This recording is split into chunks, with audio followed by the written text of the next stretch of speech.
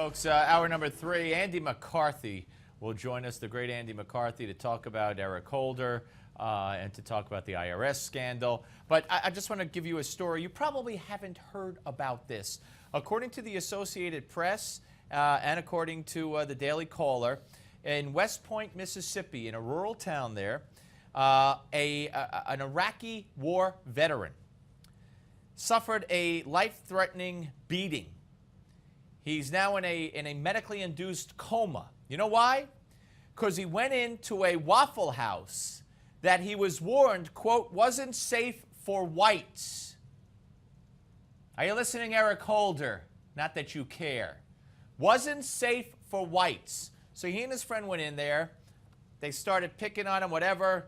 A confrontation ensued. Cops came. They left. They went into another place down the road. They had been followed. So when they came out to the parking lot, they started beating on this white former Marine, well, white Marine, not active, and just a disgrace. 1 in the morning, they kicked him, they punched him until he was unconscious, and he had to be taken away. In America, he was warned, don't go into that Waffle House because it's not safe for white people. So he goes in, leaves, and goes to another place, and in the parking lot gets beaten to a pulp. Where is our Justice Department? We'll follow up on this story. Andy McCarthy's coming up. I want us all to watch this. You and I talked a lot, though, Reverend, after the verdict in the Trayvon Martin case. You said that needs to be a moment. Many others said the same thing. We have also seen it, as you alluded to. You led a march yesterday after another black man died in an incident involving police in New York City. Now you are going to be giving the eulogy for yet another funeral tomorrow. What's it going to take for that moment to change things, really? I think it's going to take legislation. Our demonstrations must lead to legislation. We need federal legislation, and we need the criminal justice system, which is why the federal government coming in is so important. All right, I don't know what, again, I still don't know what he's talking about, what he hopes to legislate here, the right of a police officer to defend him or herself. Joining us now, folks, as promised, Andy McCarthy, former federal prosecutor. He's a man who helped put the Blind Sheikh behind bars, New York Times bestselling author, columnist, and senior fellow at the National Review. His great book, Faithless Execution, Building the Political Case for Obama's Impeachment, is his latest. Hello, sir. Steve, how are you? Good, good. Always great to talk to you.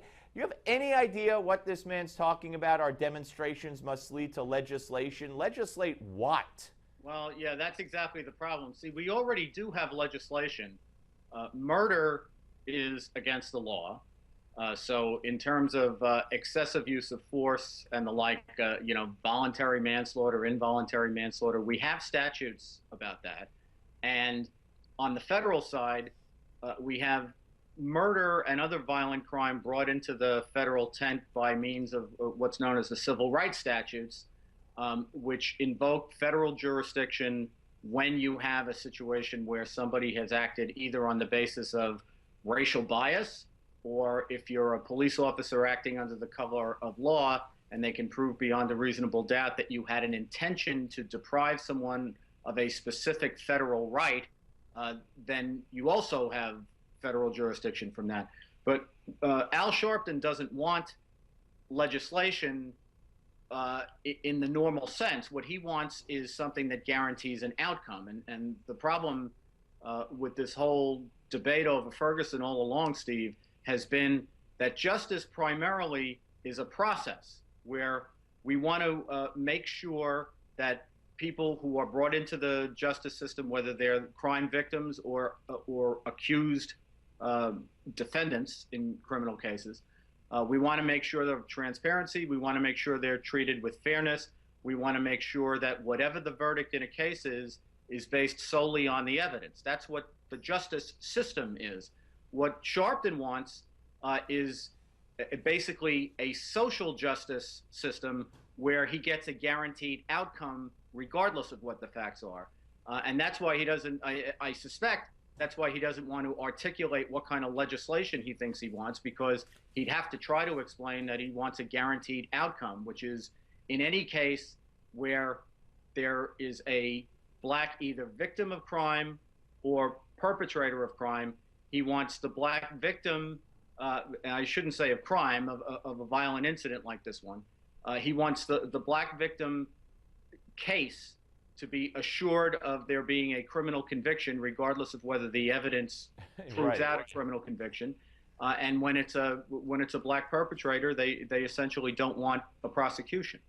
And if you tried to legislate that, I don't think there'd be too many votes for it. Well, you never know. I wonder where Eric Holder would fall on that. You know, you and I have touched on Eric Holder many, many times over the years, Andy, that I've been privileged to talk to you, and it even predates his being appointed Attorney General of the United States. It goes back to his role in freeing the FALN terrorists in the Clinton Justice Department. But his unprecedented action here, this third autopsy, this going down while there are still two investigations going on, while the grand jury is being seated and making the remarks he made about he's a black man and it's personal and how he was abused by police supposedly. This is just unprecedented. And Pat Buchanan said he's acting more like Al Sharpton than the Attorney General of the United States. Yeah, was Holder abused by the police when he took over the building at Columbia when he was a student? Is that what he's talking about? No, well, that's interesting. No, he said the New Jersey Turnpike. Yeah, well, look, the fact is he's now Attorney General, regardless of, what his predispositions are and what his life experience is. And his job is to enforce the law. And a profound principle of American law is equal protection under the law, which means everybody gets the same protection regardless of race, color, creed, belief system, and the like. And it's really what Eric Holder's doing here is really a remarkable perversion of the civil rights statute, Steve. If you think about it, the civil rights statutes are designed to make sure that people are not abused by government processes or abused, say, by people acting under color of law, such as the attorneys at the Department of Justice, based solely on their race. Now, have a look at what happened in Ferguson and what's happening in Ferguson. I am not making a case for the officer in terms of excessive use of force because we don't know what the facts are yet. And if it turns out that he used excessive force under the circumstances, then he ought to be prosecuted under the laws of Missouri, and I'm confident that he will be. But there is no federal civil rights offense unless you can prove beyond a reasonable doubt that someone either acted out of racial animus or with a purpose to deny someone a specific federal right. There's not a scintilla of evidence of that based on everything we know about this officer and everything that we know about this swift, violent, and tragic altercation. You're not supposed to open up a federal investigation unless you have a reasonable basis to think that you can succeed. Right. And that means you have to make out every element of the crime beyond a reasonable doubt. They can't prove this. So Holder's only way of saying that there's racial animus here, which is what he needs for a civil rights case, is to say the officer is white and the victim was black, which means he's investigating this officer because of the color of his skin, because there's nothing else there. That's exactly what the civil rights laws are designed to prevent. That is very interesting. That is a very very astute analysis and very interesting take on this whole matter with Holder. I do want to, before we run out of time, Andy, we're going to speak to Tom Fitton of Judicial Watch in this hour. Yesterday I had Paul Ryan on the show, and I told him about what Fitton had said on Friday, which the media has ignored, and that is that the Justice Department, here we are again, Justice Department attorneys spoke to Judicial Watch and said, hey, by the way, those Lois Lerner emails, they exist. All emails exist. They're all backed up. We have them all. Nothing is gone, which is in stark contrast and contradicts what was sworn to under oath by the commissioner of the IRS. But they also added, according to Fitton, it's going to be too complicated to find those emails. We also have word today from an IRS attorney that Lois Lerner's BlackBerry was deliberately destroyed after the start of the congressional probe. Now, Ryan says that we're not going to stop. They're not going to get away with this. We're going to keep digging, digging, digging, digging. What's your take on this? Well, I suspect that part of what Congressman Ryan, and I want to speak for him or read his mind, but I imagine that part of what he means is the prospect of having Lois Lerner prosecuted for obstruction of justice by Eric Holder and this Justice Department and this administration, when it appears that she's certainly, carrying the water for them. She's the sort of nexus between the IRS and higher up in the administration. It's absurd to think that that's going to happen. Right. On the other hand, it's a 5-year statute of limitations, and Eric Holder's not going to be Attorney General forever. This administration's not going to be governing forever. And I think the Republicans ought to be running on, among other things, not only conducting a thorough investigation of the IRS scandal and the multitude of Obama scandals, but on the promise that wrongdoers eventually will be prosecuted and brought to justice once we get a non-corrupt Justice Department and a non-corrupt administration. I think that's an appealing argument. Absolutely, and I hope they're listening, and I hope they have the brains to do that. Hey, Andy, great to talk to you. I could go on and on and on, and appreciate you coming on, sir. Thanks, Steve. Good to talk to you. Have a great labor.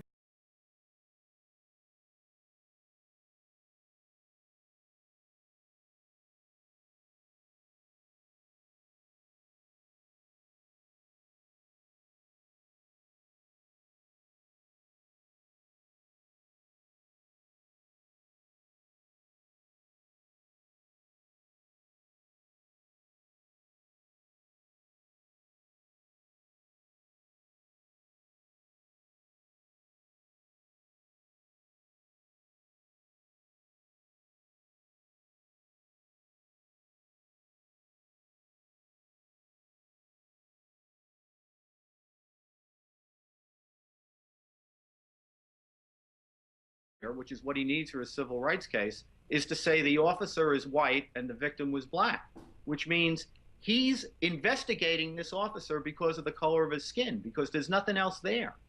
Which is in stark contrast and contradicts what was sworn to under oath by the commissioner of the IRS. But they also added, according to Fitton, it's going to be too complicated to find those emails. We also have word today from an IRS attorney that Lois Lerner's BlackBerry was deliberately destroyed after the start of the congressional probe. Now, Ryan says that we're not going to stop. They're not going to get away with this. We're going to keep digging, digging, digging, digging. What's your take on this?